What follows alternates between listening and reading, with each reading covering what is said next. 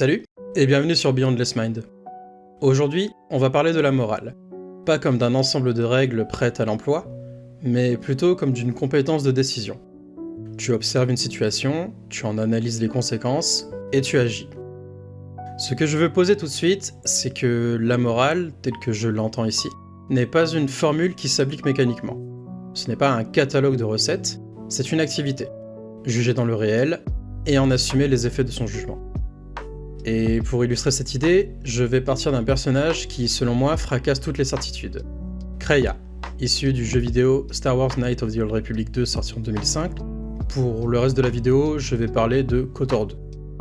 Kreia n'enseigne rien, elle te met à l'épreuve. Si tu fais le bien, par réflexe, elle te confronte à une question simple. Pourquoi ? Et très souvent, ton argument s'effondre. Beaucoup voient KOTOR 2 comme un simple jeu vidéo. Pour moi, c'est un laboratoire moral. Qu'est-ce que j'entends par cette notion de laboratoire moral ? Pour moi, c'est un espace où tu peux expérimenter des décisions. Tu prends un choix, le monde simulé réagit, et tu es confronté aux conséquences sans écran de fumée moraliste. En quelque sorte, c'est de l'éthique pratique en situation contrôlée. Je vais être franc, KOTOR 2 a été ma porte d'entrée dans la philosophie.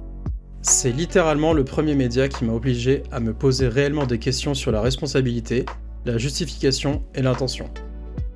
À chaque partie, j'ai l'impression de tester ma propre cohérence. Quelles valeurs tiennent ? Quelles valeurs vacillent ? Qu'est-ce que je suis prêt à assumer ? La fiction a cette vertu, assez concrète pour provoquer une réaction, et assez distante pour permettre l'analyse. Dans la plupart des jeux, la morale est une mécanique. Si tu aides, tu gagnes des bons points, si tu blesses, tu en perds, etc., etc.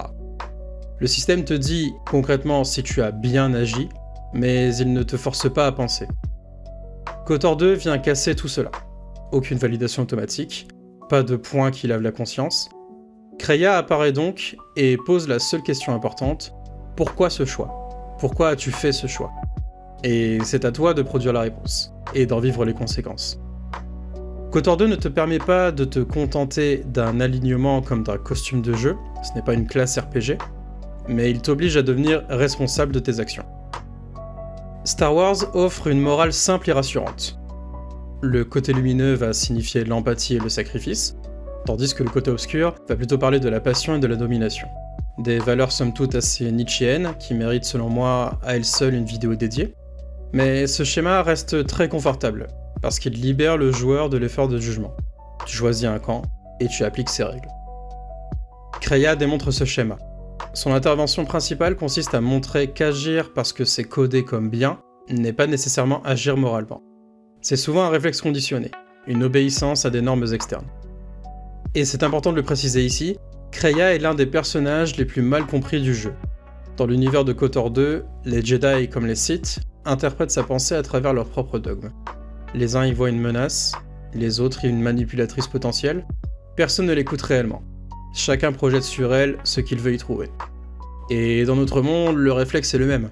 Beaucoup de joueurs la réduisent à une cynique ou à une manipulatrice. Mais Kreia ne défend ni le côté obscur ni le côté lumineux. Elle attaque plutôt la paresse morale. Elle refuse que tu t'abrites derrière une étiquette, un ordre ou un alignement. Là où la plupart des récits moralistes donnent des catégories prêtes à l'emploi, Kreia retire la catapulte morale. Plus d'ordre simplificateur et plus d'identité rassurante à revêtir. Sans cadre, il devient impossible de se cacher derrière une tradition, un système ou un nom. Il reste finalement une question importante. Quelle est ta raison ? Et cette radicalité dérange, parce qu'elle oblige le joueur à articuler une justification, à en mesurer la consistance, et si tu n'as pas de justification, selon elle, tu n'as que du comportement programmé. Kreia ne va jamais dire textuellement « réfléchis et n'obéis pas ». Mais l'ensemble de son attitude et plusieurs répliques laissent peu de place au doute. Une citation clé de sa part va être de dire qu'il n'y a pas de vérité dans la force, mais qu'il y en a en vous. Ce n'est pas une incantation anti-force, c'est plutôt un déplacement. Au lieu de chercher une vérité enchantée hors de soi, cherchez la vérité dans les actes est plus pertinent. Le mécanisme est simple et brutal. On retire tous les alibis, pas de destinée, pas de prophétie, pas d'autorité morale transcendante, et tu te retrouves seul face aux conséquences de tes actes. Le schéma qu'elle impose mentalement est clair. la réflexion, puis le choix, et enfin la responsabilité. C'est une économie de l'action où la réflexion précède et ne se contente pas d'un label moral. Pour illustrer le reste de la vidéo, je vais devoir m'appuyer sur la scène du mendiant de Narshada, qui est une des scènes les plus emblématiques du jeu.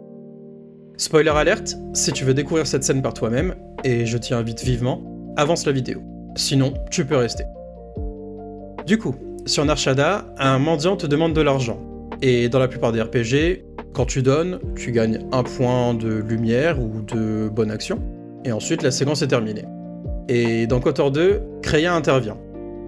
En substance, elle dit « Vous ne lui avez rien donné, vous l'avez dérobé de l'opportunité d'apprendre ». Elle ne discute pas de ton intention, elle évalue l'effet de ton geste. As-tu créé une dépendance ? As-tu retiré une possibilité d'agir pour l'autre ? Sa critique est ciblée. L'aide non réfléchie peut perpétuer l'assujettissement. Attention, ici, Kreia tend à poser une équation apparemment binaire. L'aide immédiate serait de la dépendance et la non-intervention de l'autonomie. C'est une grille provocatrice plutôt qu'un syllogisme définitif. Pour ma part, je vais être plus nuancé. Il existe des situations où l'aide permet à l'autre de se remettre en selle, de trouver un point d'appui. Parfois, l'aide est un tremplin. Parfois, elle enferme. On ne peut pas réduire cela à une règle unique.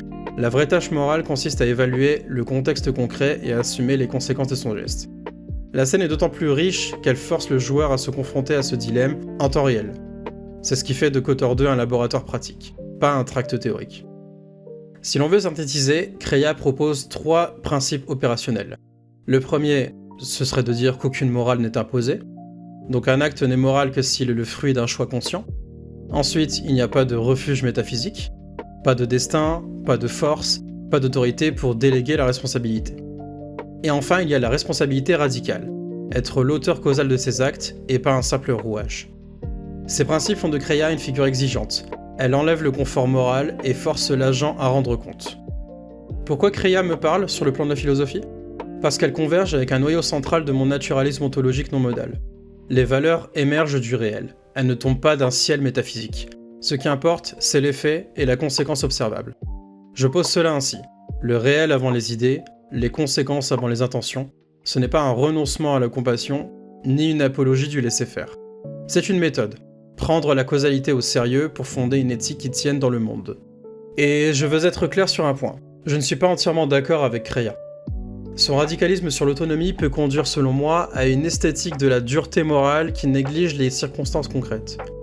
Dans la scène du mendiant, j'estime que Kreia exagère la causalité unilatérale. L'aide ne produit pas systématiquement la dépendance. Elle peut constituer une condition pour la reprise d'autonomie. C'est d'ailleurs l'un des dialogues qu'il est possible de choisir dans le jeu. Autrement dit, Kreia est utile parce qu'elle force la pensée.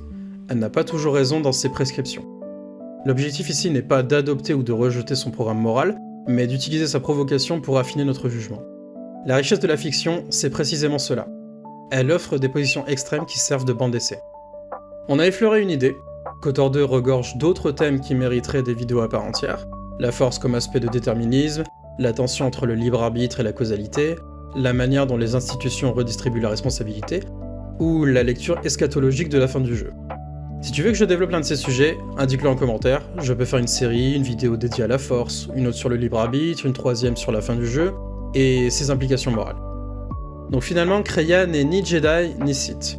Elle enlève toutes les excuses. Une morale qui t'empêche de penser n'est pas une morale, selon elle.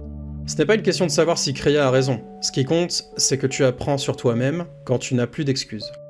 KOTOR 2 n'est pas simplement un jeu, c'est un espace d'épreuve morale où tu te confrontes à tes raisons. Voilà, c'était un peu plus long que la vidéo précédente, ça fait très longtemps que je souhaite discuter de ces sujets, et j'ai pris beaucoup de plaisir à le faire. Si ça t'a plu, dis-le moi en commentaire, et si tu veux continuer à explorer la philosophie au travers des œuvres, abonne-toi.